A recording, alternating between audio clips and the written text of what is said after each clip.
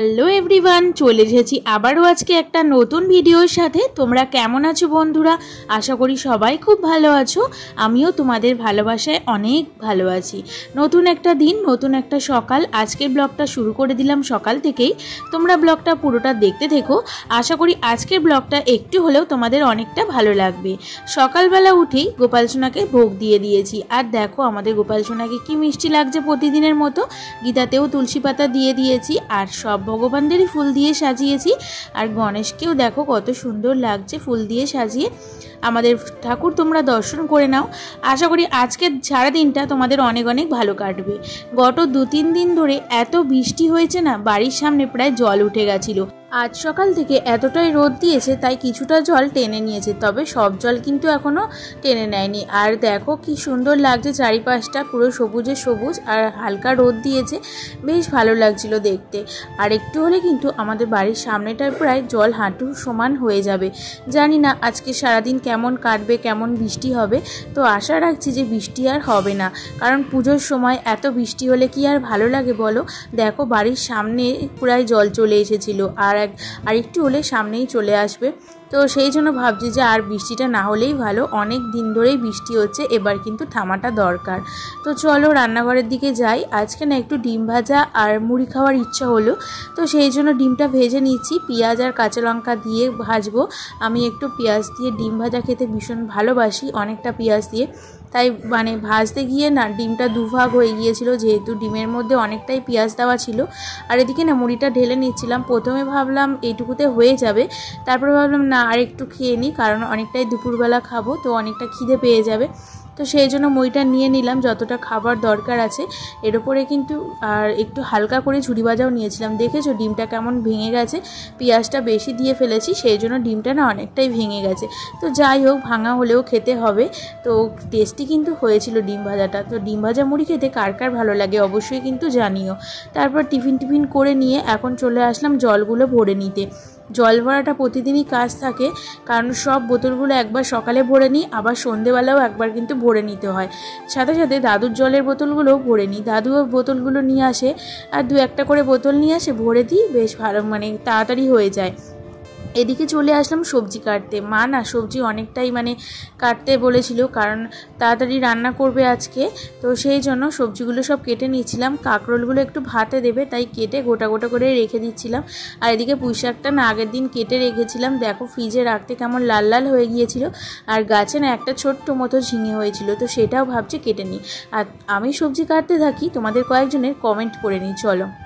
Andaman village life লিখেছে, সত্যি দিদিভাই বৃহস্পতিবার ঘরে প্রচুর কাজ থাকে। জয় গোপাল, ভিডিওটা খুব ভালো লাগলো, ভালো থেকো। তুমিও ভালো থেকো দিদিভাই। এত সুন্দর একটা কমেন্ট করার জন্য অসংখ্য ধন্যবাদ। সুমি মণ্ডল লিখেছে, খুব সুন্দর, লাইক দিয়ে ভিডিওটা দেখে নিলাম। গান শুনে কাজ করতে আমারও খুব ভালো লাগে। থ্যাংক ইউ দিদিভাই এত সুন্দর কমেন্ট করার জন্য। আর সত্যি গান শুনে কাজ করতে না খুব ভালো লাগে, কষ্টটাও মনে হয় না। আর কখন যে কাজগুলো শেষ হয়ে যায় সেটাও বোঝা যায় না। জিনিয়া ব্লগস লিখেছে, পুরো ভিডিও দেখলাম, ভালো লাগলো। ঘরের অনেক কাজ করলে সবাই সবার পুরো ভিডিও দেখো, না হলে 365 দিনের মধ্যে কোনো দিনই 4000 ঘন্টা পূরণ হবে না। এই কথাটা একদম ঠিক বলেছো দিদিভাই। এত সুন্দর একটা কমেন্ট করেছো, তার জন্য তো অনেক ধন্যবাদ। আর এই কথাটা বলেছো খুবই একদম ঠিকঠাক কথাই বলেছো। সত্যি কারোর ভিডিও যদি একটুখানি দেখে কমেন্ট করে দিই, তাহলে কিন্তু সেই ভিডিও এগোবে না। তাই যে ভিডিওগুলো দেখা উচিত সেগুলো কিন্তু পুরোটাই দেখা উচিত, কারণ তারা অনেক কষ্ট করে ভিডিও বানায়। আমি কিন্তু তোমাদের সবার ভিডিও পুরো দেখি, তারপরে কিন্তু কমেন্ট করি। এমন অনেক বন্ধুরা আছে প্রথমে একটুখানি ভিডিও দেখে কমেন্ট করে দেয়, আর পুরো ভিডিওটা দেখে না। আমি কিন্তু তাদের কমেন্টে গিয়ে কমেন্টে উত্তর দিই, কিন্তু তাদের ভিডিও কিন্তু আমি পুরো দেখি না, আমি একটুখানিই দেখি, কারণ বোঝা যায় যে কারা পুরো ভিডিও দেখে আর কারা পুরো ভিডিওটা দেখে না। আমি কিন্তু সেই বুঝেই তাদেরকে ভিডিওতে গিয়ে পুরো ভিডিও দেখি। এমন অনেক বন্ধু আছে যারা আমার ভিডিওটা পুরোটাই দেখে, আমি কিন্তু তাদের ভিডিও পুরোই দেখি আর খুব ভালোভাবেই কমেন্ট করি। আর তুমি এই কথাটা বলেছো, তার জন্য অনেক অনেক ধন্যবাদ। আর তোমাদের কথা বলতে বলতেই আর তোমাদের সাথে কমেন্ট পড়তে পড়তে দেখো আমার কিন্তু প্রায় কাজগুলো কিন্তু গুছিয়ে নিয়েছি। আর শ্বশুরবাড়িতে আসার পর না আমি সংসারটাকে মানে নিজের মতো করে গোছানোর চেষ্টা করি, বাড়িঘরগুলো একটু সুন্দর করে গুছিয়ে রাখার চেষ্টা করি। আর বাড়িতেও যখন ছিলাম তখনও ভালো করে যেখানে মানে সুন্দরভাবে পরিপাটি করে গুছিয়ে রাখতাম। আর শ্বশুরবাড়িতে আসার পরেও আমি কিন্তু সুন্দরভাবে গুছিয়ে রাখি ঘর বাড়িগুলোকে, যাতে দেখতেও সুন্দর লাগে আর সৌন্দর্যতাও বজায় থাকে।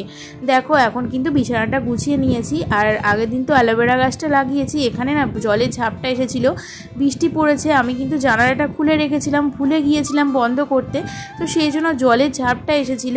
তো তাই জন্য জলগুলো একটু মুছে নিলাম। আর সাথে অ্যালোভেরার সাইডে না কাদাও লেগেছিল, সেগুলো একটু মুছে দিলাম।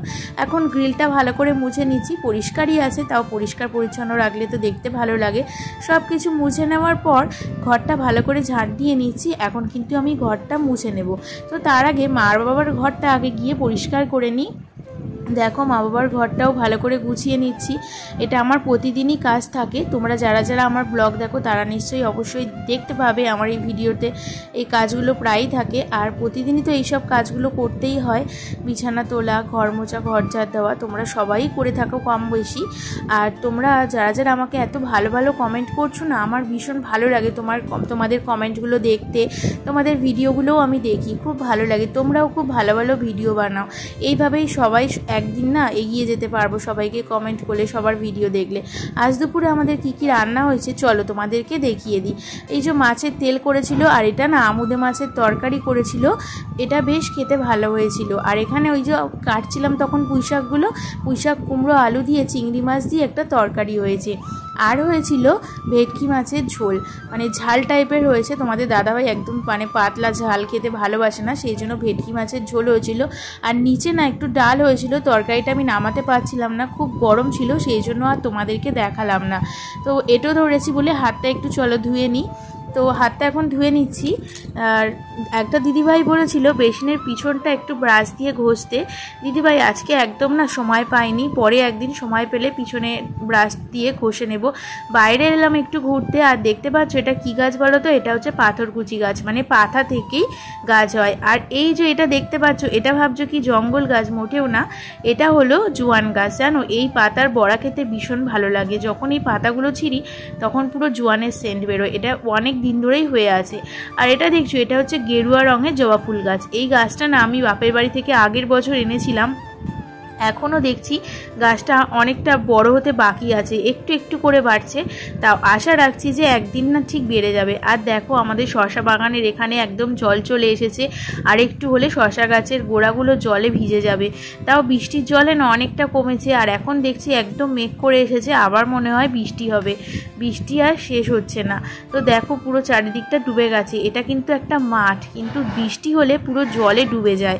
তো সেই জন্য চারিপাশটা ঘুরে দেখছিলাম। আর দেখো একটা ছোট্ট মোটো শশা হয়েছে, তো সেটা নিয়ে নিলাম। এখন না একটু কটকটি খাওয়ার ইচ্ছা হয়েছিল, তাই আমি কটকটিটা খেয়ে নিয়েছিলাম, কারণ ভাত খাওয়ার অনেকটাই দেরি আছে।